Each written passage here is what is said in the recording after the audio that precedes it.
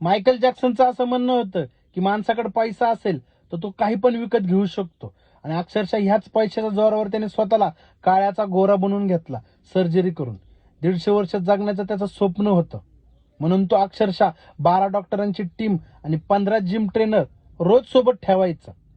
त्याची body daily checkup व्हायची. अक्षरशः त्याचं जेवण तर डॉक्टरांच्या लॅबमधनं चेक झाल्याशिवाय येत नव्हतं.